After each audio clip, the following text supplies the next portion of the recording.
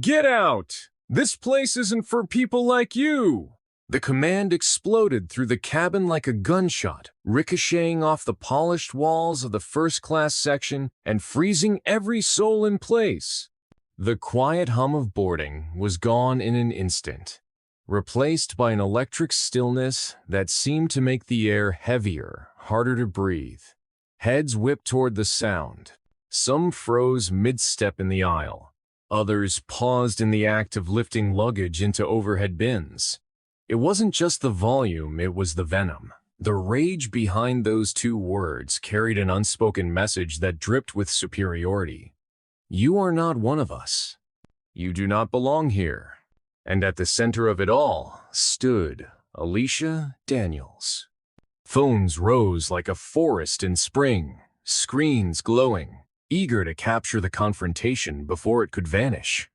Passengers held their breath, knowing instinctively this wasn't just an awkward mix-up about seats. This was the kind of moment that could stain an airline's name forever.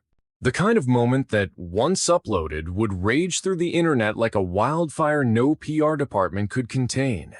Before we dive in, what country are you watching from? Drop it in the comments, and if you haven't subscribed yet, smash that subscribe button now, because what's about to unfold will leave you furious, heartbroken, and maybe, just maybe, a little satisfied in the end. Alicia Daniels wasn't a celebrity. She wasn't a politician or an heiress with a famous last name. She was a nurse. 43 years old, with smooth ebony skin that gleamed even under the harsh white cabin lights. Her hair was shoulder-length and perfectly straightened, tucked neatly behind one ear. Her outfit was professional, yet comfortable, a tailored navy blazer over a cream silk blouse. Charcoal gray slacks that fell in a perfect line to low black heels. On her left wrist, a simple silver watch. On her right hand, a plain wedding band that caught the light with every small movement. She'd been a nurse for nearly 2 decades, specializing in trauma care. She had seen the absolute worst of humanity in ER's blood-soaked nights, patients on the brink of death, families breaking in front of her eyes. And she had been the one to hold those families, steady their shaking, breathe strength into their panic. She had lost patients she fought for. She had saved strangers no one thought could survive. And now, on this bright morning, she was taking her first vacation in years. A short flight to meet her sister for a long overdue reunion. Alicia had splurged on a first-class ticket not for luxury, but for rest. For the space to stretch her legs after months of 12-hour shifts. For the chance to close her eyes for a few hours without the hum of medical monitors or the smell of antiseptic in her nose. She had earned it. Every cent of it. She had boarded early. Boarding pass clutched in hand, the warm golden lighting of first class greeted her, the air subtly scented, the seats wider and wrapped in cream leather with navy trim. She took a moment to breathe it in, to allow herself to feel the weight of this rare treat. But before she could even step toward her seat row 2, seat A, the shadow fell across her. The flight attendant appeared like a wall. Tall, slim, with pale skin, hair pulled back in a severe bun. Her uniform was flawless. Navy blue jacket, white blouse crisp as paper, red scarf knotted perfectly at her throat. Her lips were tight, her eyes narrow, her tone laced with something more than authority. It was possession, ownership. The kind of look that asked not, "Who are you?" but "Why are you here at all?" Passengers nearby looked up. Some glanced down quickly, pretending not to notice. Others held their gaze just long enough to see how this would play out. Alicia's grip on her boarding pass tightened, the glossy paper bending slightly in her palm. The flight attendant stepped closer, her voice carrying across the cabin. Conversations faltered. Luggage paused midair in the hands of boarding passengers. The words cut sharp, each one designed to strip away the moment of pride Alicia had felt just minutes earlier. Her arms swept toward the back of the plane in a gesture that could not have been more dismissive.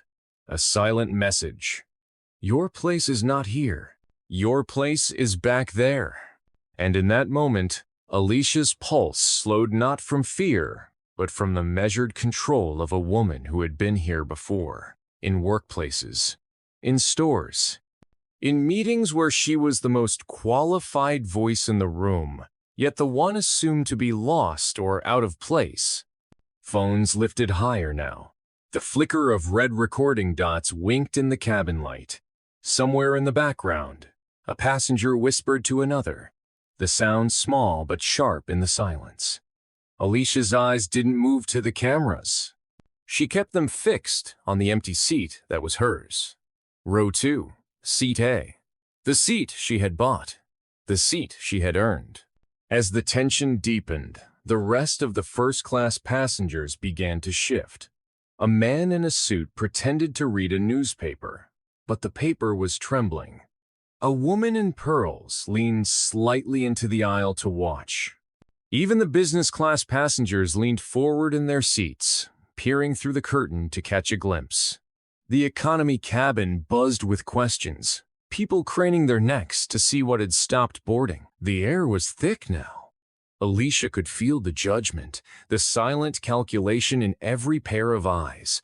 Some were sympathetic, others were indifferent, and a few, she could tell, were quietly approving of the flight attendant's tone. What Alicia didn't know was that 3 rows back sat Victor Hawthorne, billionaire, CEO of one of the largest aerospace conglomerates in the world.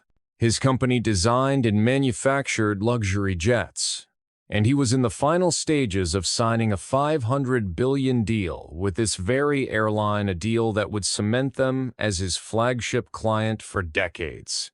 From his seat, Victor had a perfect view of Alicia. He watched, silent, expression unreadable, and though no one around him could tell, the decision forming in his mind would soon shake the foundations of this airline to its core. The flight attendant's posture grew sharper. Her voice, though lower now, dripped with finality. She turned slightly toward a colleague, gesturing toward Alicia with the kind of casual authority one might use to point out a misplaced bag. Alicia felt heat rise in her chest, not embarrassment, but the deep, aching weight of yet another moment where she was reduced to nothing more than an assumption. Her boarding pass was still in her hand. The bold letters "First Class" glared up at her, an unyielding truth against the lie playing out in front of dozens of witnesses. She didn't move, didn't speak.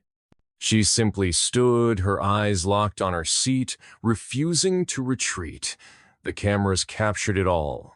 By the time the plane touched down hours later, the videos were already circulating online.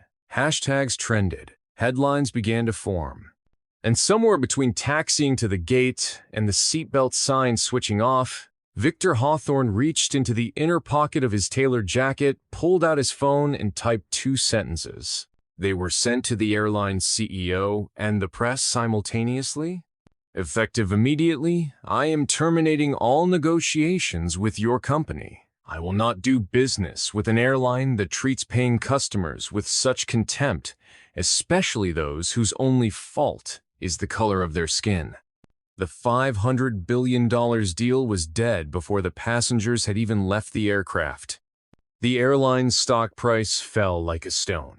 Investors demanded answers. Shareholders screamed for resignations. The PR department issued statements, apologies, promises of training and reform.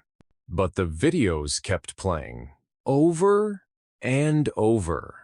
The image of Alicia standing there, dignified and silent, boarding pass in hand, while a uniformed representative of the airline dismissed her with a wave, it was burned into the public's mind. Alicia gave no interviews. She made no public statements. She returned to her life, her work, her patience. But she knew the world had seen.